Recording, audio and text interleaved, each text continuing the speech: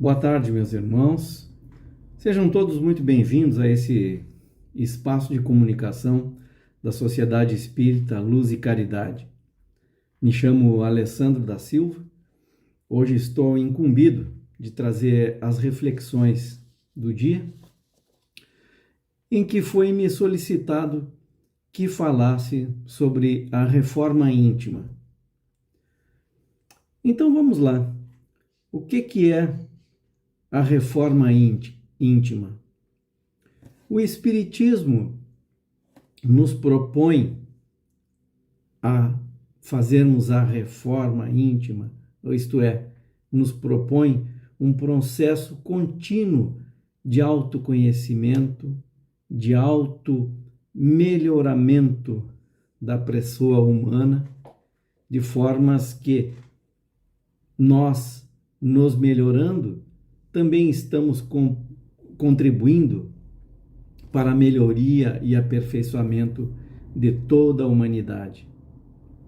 É assim, então, nos propõe a doutrina espírita, a terceira revelação divina, que vem referendar e vem clarear a mensagem já trazida pelo nosso Mestre Jesus há mais de 2000 anos atrás, quando veio nos dar a conhecer a doutrina do amor, a doutrina do perdão, a doutrina que nos ensina que Deus é o Criador de todas as coisas e o nosso Pai, que é soberanamente justo e bom.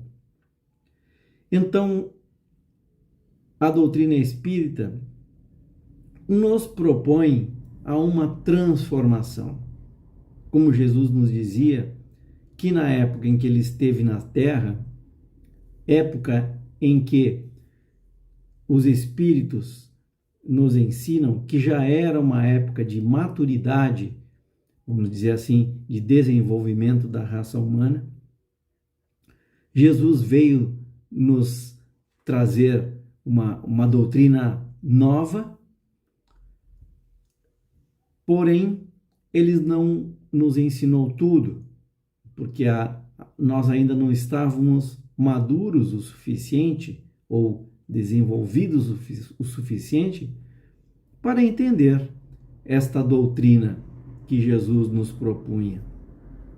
Então, ele nos ensinou o que era possível para a época e deixou-nos a mensagem de que nós iríamos receber um outro Consolador, o Consolador prometido, que viria a fazer ampliar os nossos conhecimentos, aquelas bases do amor fraternal que Jesus já nos trazia. Eis que então surge o Espiritismo, através de Allan Kardec, como o verdadeiro Consolador prometido de Jesus. E que lança bases de conhecimentos, já explicadas lá no Livro dos Espíritos, que nos permitem compreender a importância da reforma íntima. E que bases são essas que vêm nos trazer o Espiritismo? Lá na pergunta 919, Kardec pergunta qual o meio mais eficaz para se melhorar nesta vida e resistir ao arrebatamento do mal. E os Espíritos responderam: um sábio da antiguidade já vos disse, conhece-te a ti mesmo. E olhem só que bacana que os Espíritos nos trazem algo que a humanidade já teve a oportunidade de conhecer através de Sócrates, né?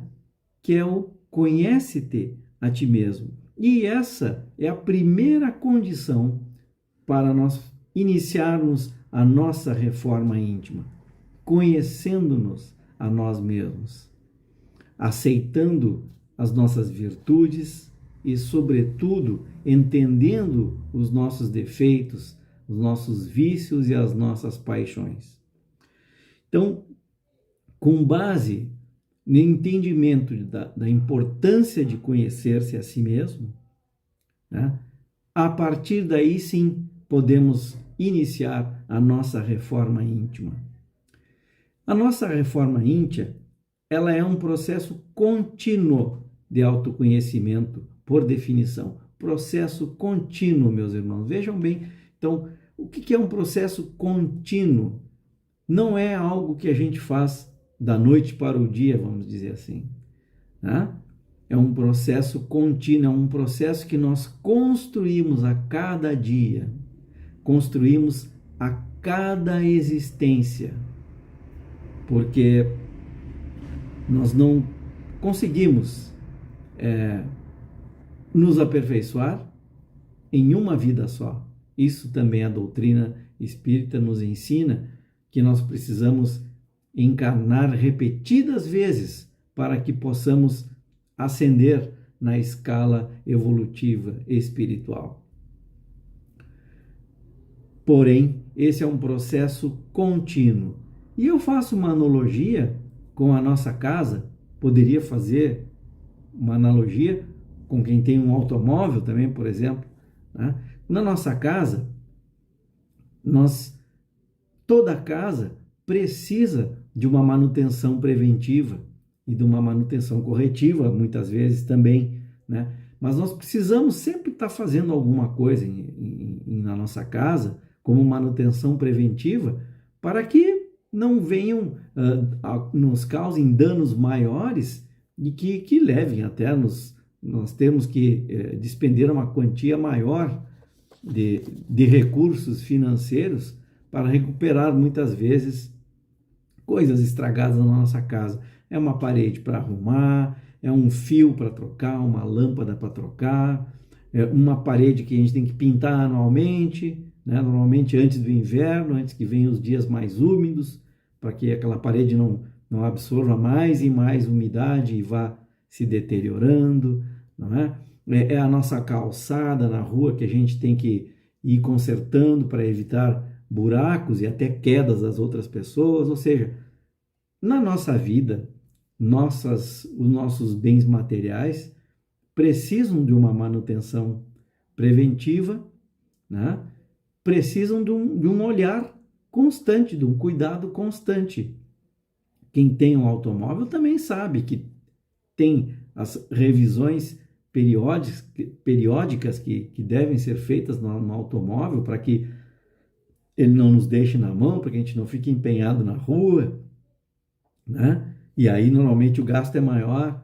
Da mesma forma, o ser humano também precisa da sua manutenção preventiva, que é a manutenção do quê? Da sua saúde física, da sua saúde mental, da sua saúde espiritual. E qual é o cuidado diário que nós precisamos fazer? Qual é a manutenção que nós precisamos fazer? É a reforma íntima, aquele olhar constante, né, sobre nós, conhecendo-nos e nos corrigindo, porque nos corrigindo e nos melhorando, nós também melhoramos a humanidade toda à nossa volta. Quando a gente se melhora, tudo ao meu redor também se melhora por uma questão de sintonia, por uma questão de sintonia mental, de projetar a nossa energia ao ambiente e quanto mais salutar for essa energia, maior será também, mais salutar será o ambiente onde nós vivemos, seja na nossa casa, seja no nosso trabalho, enfim, em todos os círculos pelos quais nós transitamos e nos relacionamos. Então, a reforma íntima é um processo que invariavelmente começa conosco individualmente, mas que também se reproduz para toda a humanidade. Quando fazer a reforma íntima? Agora, já. No momento que nós tomamos consciência do nosso papel no mundo, e nós costumamos dizer que nós não estamos aqui a passeio, Estamos de passagem, sim, mas não estamos aqui por acaso, estamos todos aqui com um propósito. Então, à medida que nós tomemos consciência do nosso propósito, nós deveremos iniciar a nossa reforma íntima imediatamente. Não podemos perder tempo, porque nós não sabemos qual é o tempo que nós vamos permanecer encarnados. E nós não podemos, então, nos dar o luxo de desperdiçar o nosso tempo encarnado.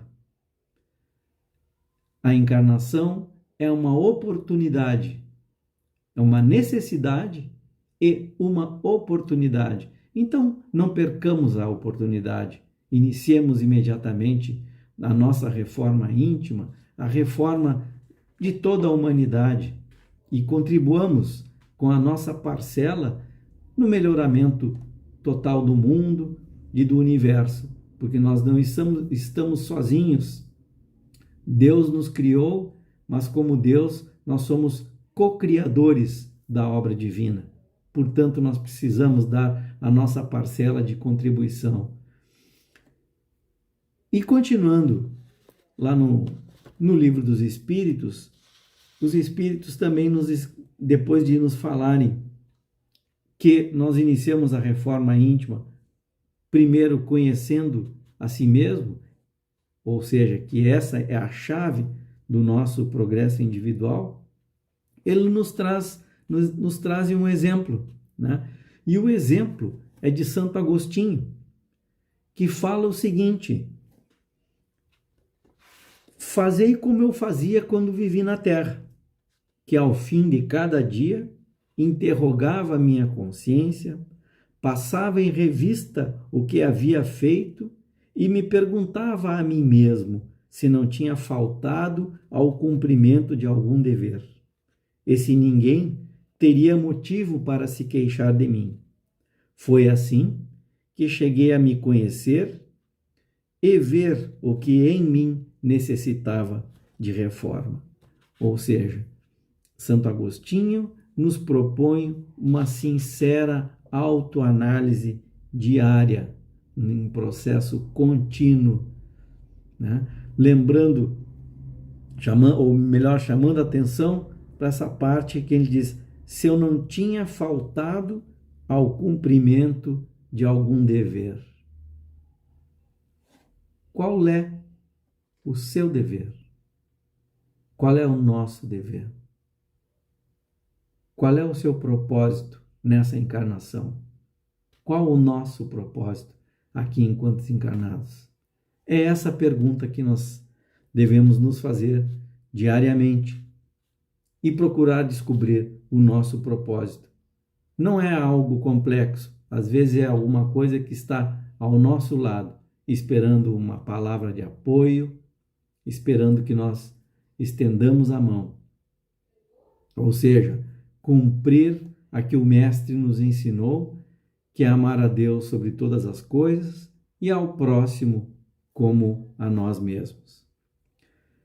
Amor. Esta é a palavra-chave, meus irmãos, porque dizem que nós temos duas formas de aprender. Uma pelo amor e a outra é pela dor. Arrisco a dizer que normalmente, ou com mais frequência, a gente aprende mais pela dor, né? Porque só quando nós passamos, às vezes, por alguma dificuldade, para a gente se dar conta o que nós estamos errando, aonde nós estamos errando, para nos corrigirmos. Esse é o aprendizado pela dor. Só quando nós ficamos doentes, muitas vezes, e vamos ao médico e temos que ouvir do médico que nós precisamos mudar os nossos hábitos de saúde, ou temos que adotar hábitos mais saudáveis, é que a gente se dá conta, mas descuidei da minha saúde, né? A doença tem que chegar para a gente se dar conta que está se descuidando da nossa saúde. E assim também são as nossas relações.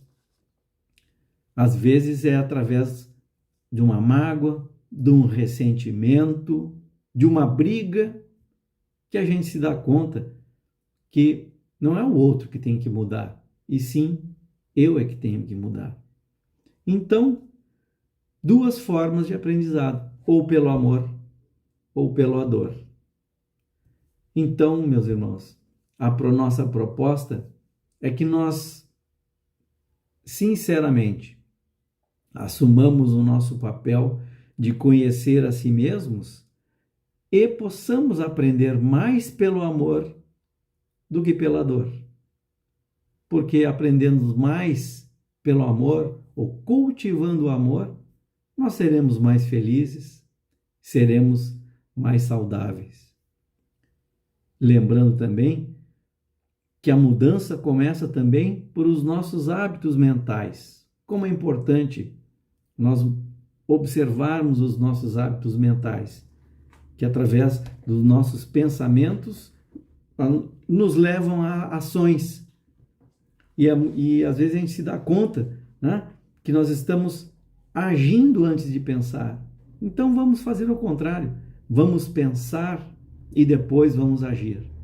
E vamos agir positivamente, vamos agir proativamente, deixando o nosso egoísmo um pouquinho de lado, pensando no outro, fazendo ao outro aquilo que o outro gostaria, aquilo que nós gostaríamos de receber do outro. Façamos ao outro aquilo que nós gostaríamos de receber do outro. Agindo dessa forma, nós não vamos errar e nós vamos estar aprendendo, não pela dor, mas pelo amor. Meus irmãos, era esta a mensagem que eu tinha para trazê-los hoje, de forma muito breve, nesses 15, 20 minutos a que a gente se propõe por este canal, né? Convido a todos a meditar e a ler sobre o tema. Na internet tem vários artigos, mas no livro dos Espíritos, no Evangelho segundo o Espiritismo, os irmãos também poderão aprofundar-se mais sobre esse tema.